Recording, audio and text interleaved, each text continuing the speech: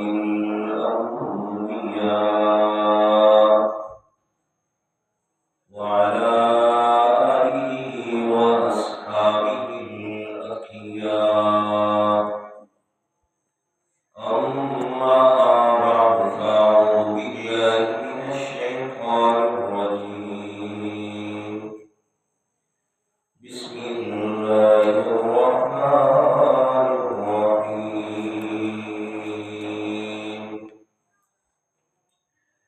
ومن أراد الآخرة وسعى لها سعيها وهو مؤمن فأولئك كان سعيهم مشكورا. قال الله تعالى في مقام آخر: قل إن كنتم تحبون الله فاتبعوني يحببكم الله ويغفر لكم ذنوبكم والله غفور رحيم. قال النبي صلى الله عليه وسلم: لا يؤمن أحدكم حتى يكون هواه تبعا لما جئت به، أو كما قال عليه الصلاة والسلام.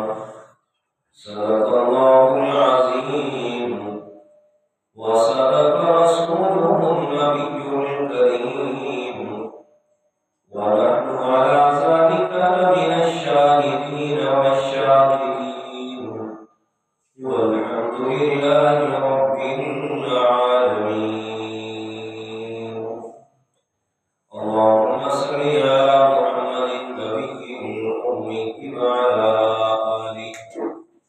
وعلى آله وأصحابه وسلم تسليما. گرامی قدر سامعین، المخلصین الموحدین، دوستوں، بزرگوں، عزیز ساتھیوں، پچھلے جمعہ سے آپ حضرات کے سامنے ایک عنوان اور ٹاپک شروع کیا تھا،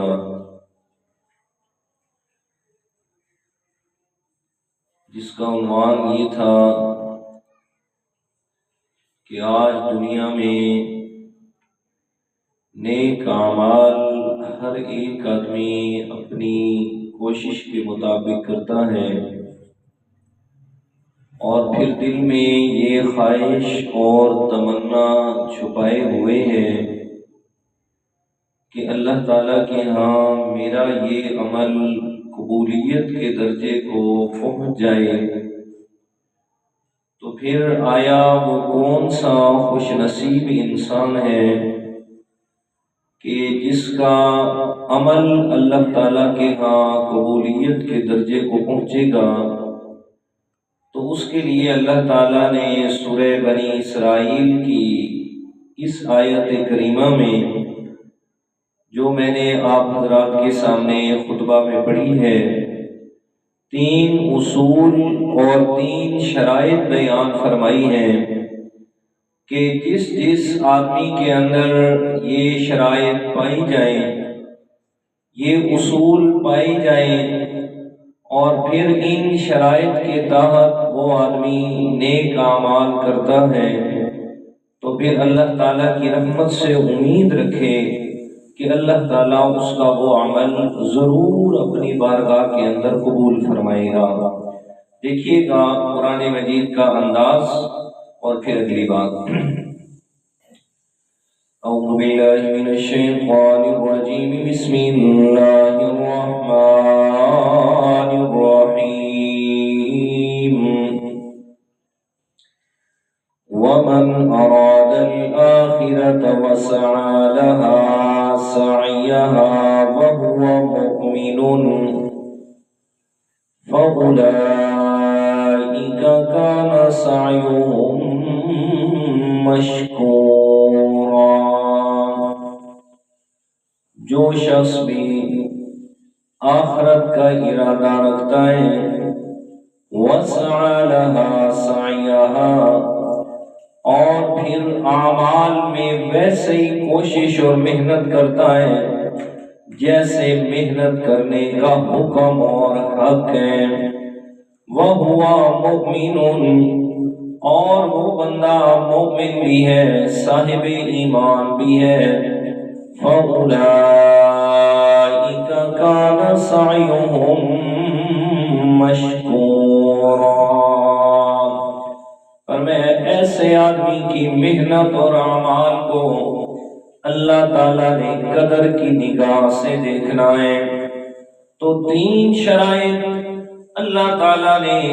اس آیت کریمہ میں اعمال کی قبولیت کے لیے بیان فرمائی ہے۔ پہلی شرط فرمایا فَهُوَ مُؤْمِنٌ، ایسا آدمی جو کوئی بھی نیک عمل کر رہا ہے، اعمال کی قبولیت میں پہلی شرط یہ ہے کہ وہ صاحب ایمان ہو۔ اب ایمان کے بارے میں مکمل تقریباً بات میں پچھلے جمعے میں عرض کر چکا ہوں کہ ایک چیز ہے ماننا اور دوسری چیز ہے اس کی جتنی بھی مائنس اور منفی چیزیں ہیں ان سے انکار کرنا۔ یعنی ایمان نام ہے 2 چیزوں کا، ایک طرف ماننا ہے، دوسری طرف انکار کرنا ہے۔ ماننا ان چیزوں کو ہے کہ جو ایمان کے لیے لازم ہے، اور انکار ان چیزوں کا کرنا ہے جو ایمان کو ختم کرنے والی چیزیں ہیں، جن سے ایمان کو نقصان پہنچتا ہے۔ پر میں یہ ساری بات عرض کر چکا ہوں۔ اب دوسری شرط، دوسرا اصول اللہ تعالیٰ نے فرمایا وَمَنْ أَرَادَ الْآخِرَةَ وَسَعَى لَهَا سَعْيَهَا، فرمایا محنت تو کر رہا ہے انسان، لیکن محنت اعمال ویسے کرنے ہیں جیسے اعمال کو کرنے کا حق ہے، جیسے اعمال کی حکم دیا گیا ہے کہ یہ عمل ایسے کرنا ہے۔ اب اعمال کا حکم کس نے دیا ہے اور پھر ان اعمال کو بجا لانے کا طریقہ کس نے سکھایا ہے، اسے بھی اللہ تعالیٰ نے قرآن مجید میں بیان فرمایا۔ سورہ آل عمران اور 3 پارہ ہے، فرمایا قُلْ إِن كُنتُمْ تُحِبُّونَ اللَّهَ فَاتَّبِعُونِي يُحْبِبْكُمُ اللَّهُ وَيَغْفِرْ لَكُمْ ذُنُوبَكُمْ وَاللَّهُ غَفُورٌ رَحِيمٌ۔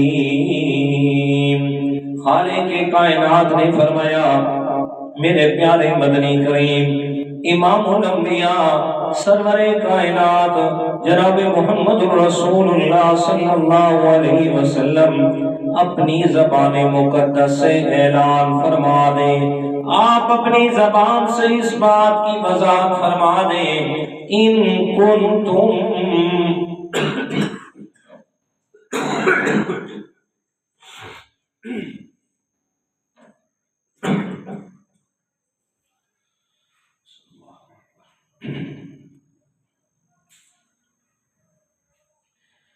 قُلْ إِن كُنتُمْ تُحِبُّونَ اللَّهَ،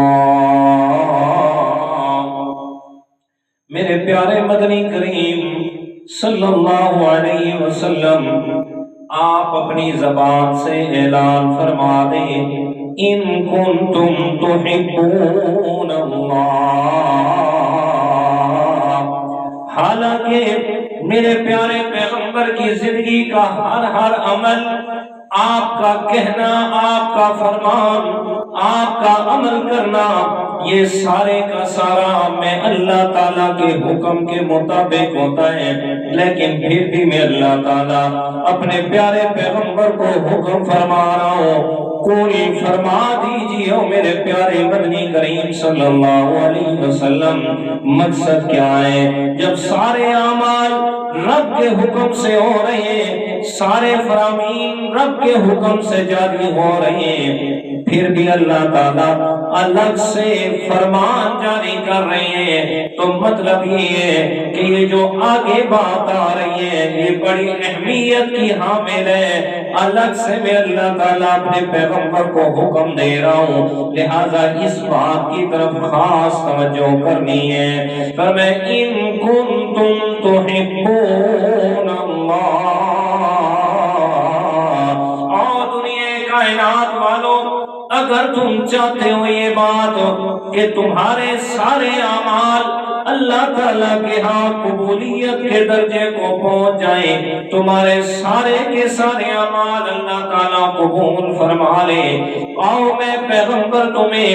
ایک ہی اصول، ایک ہی قانون بتاتا ہوں، فَاتَّبِعُونِي يُحْبِبْكُمُ اللَّهُ۔ وہ اصول یہ ہے کہ جیسے میں پیغمبر کہتا جاؤں ویسے کرتے جاؤ، جس کے کرنے کا حکم دوں وہ کرتے جاؤ، جس کے رکنے کا حکم دوں اس سے رک جاؤ۔ فَاتَّبِعُونِی، فرمائے جو آدمی اللہ تعالیٰ کے ہاں اپنے اعمال کی قبولیت چاہتا ہے اسے میں پیغمبر کی پیروی کرنا لازم ہوگی، وہ میرے پیچھے چلتا ہے، میں جو کہتا جاؤں وہ کرتا جائے، نتیجہ کیا ہوگا؟ فرمایا یحببکم اللہ تعالیٰ اس کو محبوب بنائے گا۔ کیا مطلب؟ اللہ تعالیٰ اس کے اعمال کو قبول فرما لے گا۔ تو قبولیت اعمال کی دوسری شرط فرمائی وَسَعَى لَهَا سَعْيَهَا، ایسے کام کرنا ہے، ایسے اعمال کرنے ہیں جیسے اعمال میرے پیغمبر نے کیے، جیسے اعمال میرے پیغمبر نے کرنے کا حکم ارشاد فرمایا ہے۔ اور پھر آگے 28ویں پارے میں فرمایا وَمَا آتَاكُمُ الرَّسُولُ فَخُذُوهُ وَمَا نَهَاكُمْ عَنْهُ فَانْتَهُوا۔ اور دنیا والوں، میرا پیغمبر جو تمہیں کرنے کا حکم دے وہ فوراً کر گزرو۔ آتاکم الرسول فخذوہ، جو میرا پیغمبر تمہیں عطا کرے، جو کرنے کا حکم دے اسے کر گزرو۔ وما نہاکم عنہ فانتہوا، اور جس سے رکنے کا حکم دے فرمایا اس سے رک جاؤ، یہ کرو گے وَسَعَى لَهَا سَعْيَهَا، فرمایا تب جا کے میں اللہ تعالیٰ کے ہاں تمہارے اعمال قبول ہونے۔ اور حدیث مبارکہ بھی سنیے گا،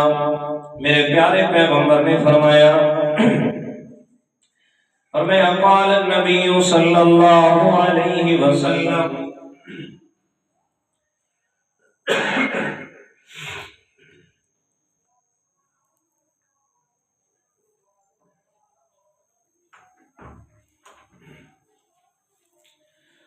لا يؤمن أحدكم حتى يكون هواه تبعا لما جئت به او كما قال علیہ الصلوۃ والسلام۔ فرمایا تم میں سے کوئی آدمی اس وقت تک اپنا ایمان بھی مکمل نہیں کر سکتا جب تک کہ حتی یکون ہوا تبعا لما جئت به، فرمایا تب تک کہ جب تک اپنی ساری خواہشات میں پیغمبر کی سنت کے تابع نہیں کر دیتا، جب تک میں پیغمبر کی سنت کے تابع نہیں ہو جاتا تب تک اس کا ایمان بھی مکمل نہیں ہونا۔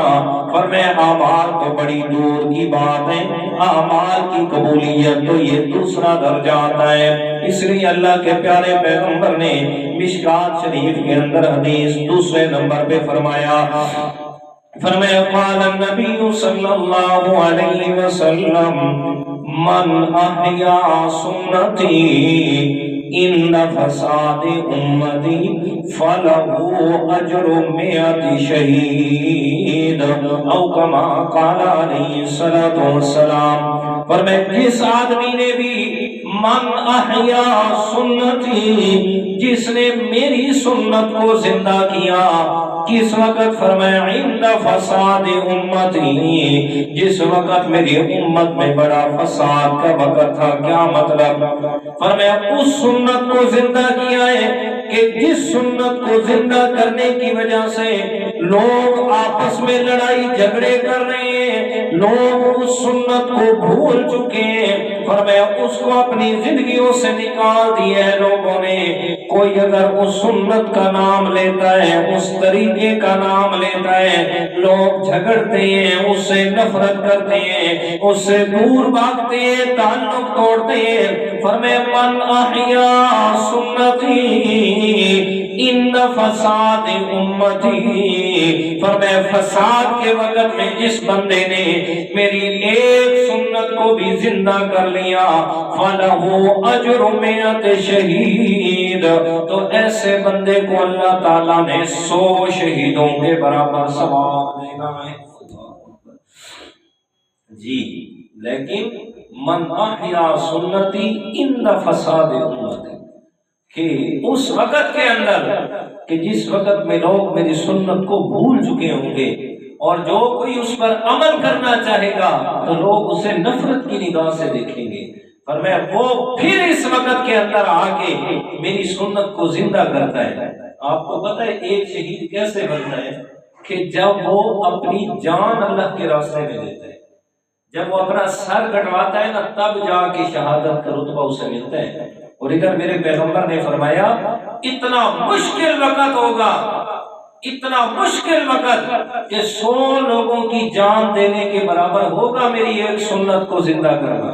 اور اس وقت میں کوئی خوش نصیب آدمی اگر میری سنت کو زندہ کرتا ہے تو اسے پھر 100 شہیدوں کے برابر ثواب ملے گا۔ جی ہاں، تو عرض یہ کر رہا تھا وَسَعَى لَهَا سَعْيَهَا، کہ محنت کرنی ہے، عمل کرنا ہے، وہ عمل اللہ تعالیٰ کے ہاں قابل قبول ہوگا کہ جو پیغمبر کی سنت کے مطابق ہوگا۔ جو پیارے پیغمبر کی سنت کے مطابق نہ ہوا، جتنا اچھا اور خوبصورت عمل کیوں نہ ہو جائے، اللہ تعالیٰ کے ہاں قبولیت کا درجہ اسے نہیں ملے گا۔ حدیث مبارکہ سنیے گا، میرے پیارے پیغمبر کے 3 صحابی ہیں، آپس میں بیٹھے بات کر رہے ہیں، کہتے یار اللہ تعالیٰ کے پیارے پیغمبر کی عبادت، آپ کا اللہ تعالیٰ کے سامنے عبادت کرنا، اور بھلا اس عبادت سے ہم کہاں مل سکتے ہیں؟ چلو جاتے ہیں اللہ کے پیارے پیغمبر کے گھر میں، جا کے پتہ کرتے ہیں کہ پیارے پیغمبر کا معمول مبارک کیا ہے، آپ اللہ کی عبادت کس کس وقت میں کرتے ہیں، اور کیا کیا طریقہ اللہ کے پیارے پیغمبر کا ہے، چلے پوچھ کے آتے ہیں تاکہ ہم بھی اسی طرح اچھے سے اللہ کے پیغمبر کے طریقے پر عمل کریں۔ چنانچہ یہ تینوں حضرات اللہ کے پیارے پیغمبر کی ازواج مطہرات کے پاس آتے ہیں، اور آ کر پیارے پیغمبر کی رات کی عبادت کا معمول پوچھیں کہ پیارے پیغمبر رات کے وقت کیا عبادت کرتے ہیں۔ فرمایا میری ماں نے ارشاد فرمایا بیٹا جی میرے پیارے پیغمبر رات کو سو بھی جاتے ہیں اور پھر اٹھ کے عبادت بھی کر لیتے ہیں، مطلب یہ ہے آرام بھی پورا کر لیتے ہیں اور رب کی عبادت بھی اللہ تعالیٰ کے ہاں ضرور ادا کرتے ہیں۔ فرمایا آپس میں کہنے لگے، فرمایا کأنہم تقالوہا،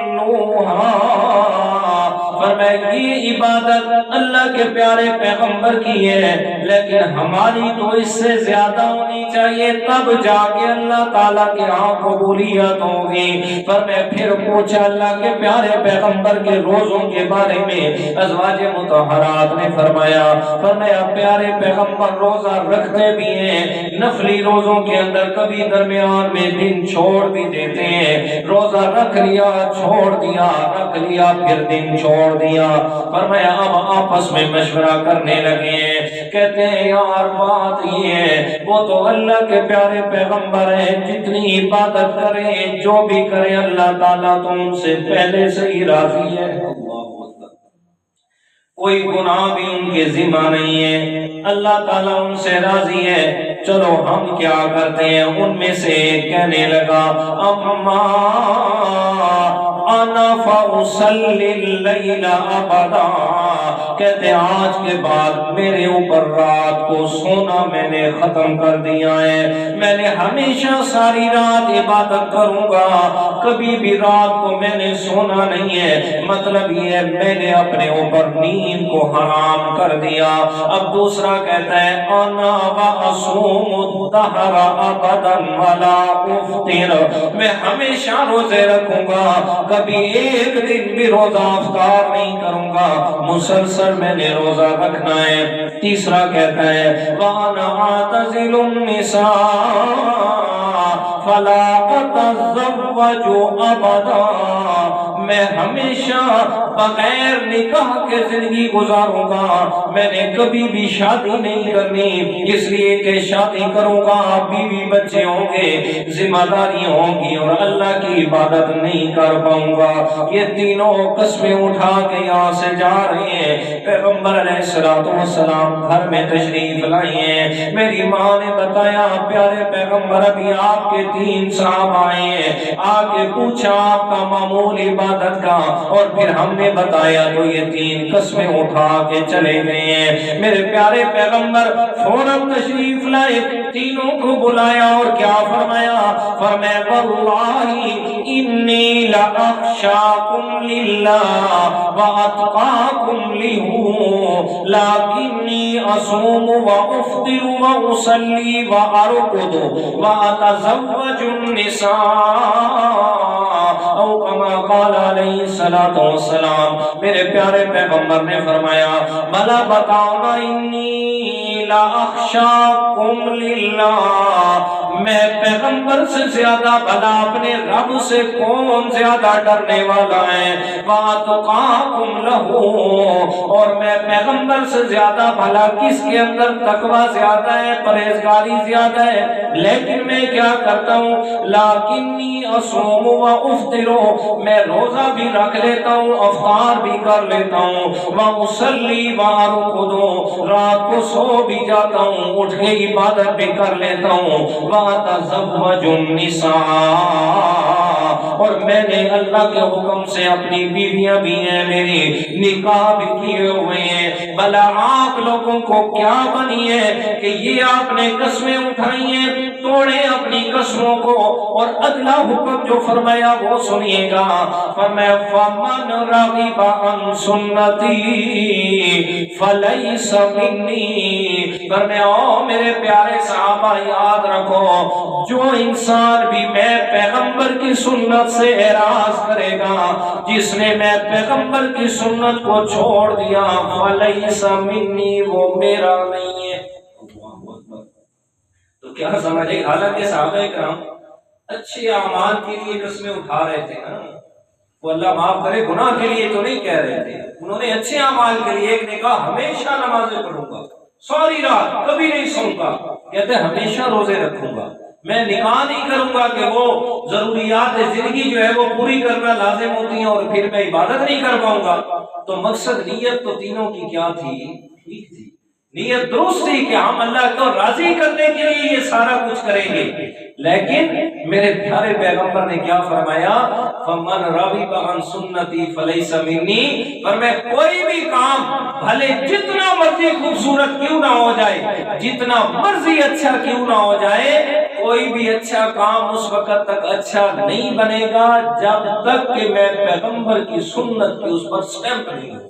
جب تک میں پیغمبر اسے نہیں پروف کروں گا کہ بھائی یہ کام سنت ہے، یہ طریقہ ہے میں پیغمبر کا، یہ کام اچھا ہے، تب تک دنیا کا اچھے سے اچھا کام بھی بھلا اچھا نہیں بن سکتا۔ جی اب میرے پیارے پیغمبر کی سنت پہ عمل، وسعى لها سعيها، فرمایا اگر اعمال کی قبولیت چاہتے ہو تو ایمان کے بعد دوسری شرط یہ ہے کہ ویسے کام کرنا ہے جیسے میرے پیارے پیغمبر نے وہ کام کر کے دکھایا ہے، جیسے میرے پیارے پیغمبر کی سنت ہے۔ اس لیے اللہ تعالیٰ کے پیارے پیغمبر ہر خطبے کے اندر یہ الفاظ فرمایا کرتے تھے، اما بعد فإن خیر الحدیث کتاب اللہ وخیر الہدی ہدی محمد صلی اللہ علیہ وسلم وشر الامور محدثاتها ان کل محدثۃ بدعہ وکل بدعۃ ضلالہ وکل ضلالۃ فی النار، او کما قال علیہ الصلوۃ والسلام۔ فرمایا او دنیا والوں، اما بعد فإن خیر الحدیث کتاب اللہ، فرمایا بے شک ساری کائنات میں سب سے بہترین کلام اور بات وہ اللہ تعالیٰ کی کتاب ہے، وخیر الہدی ہدی محمد صلی اللہ علیہ وسلم، اور سب سے بہترین راستہ جو ہے وہ میں پیغمبر کی سنت ہے، میں پیغمبر کی سنت سے ہٹ کے کوئی بھی اچھا راستہ نہیں ہے، وشر الامور محدثاتها،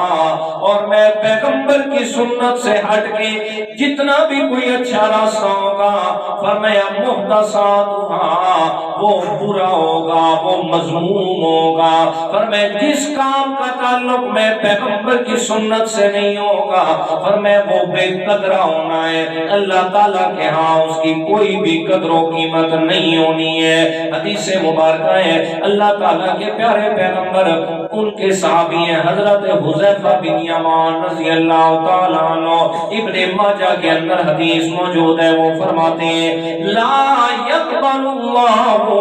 لصاحب بدعۃ صوما ولا صلاۃ ولا صدقۃ ولا حجا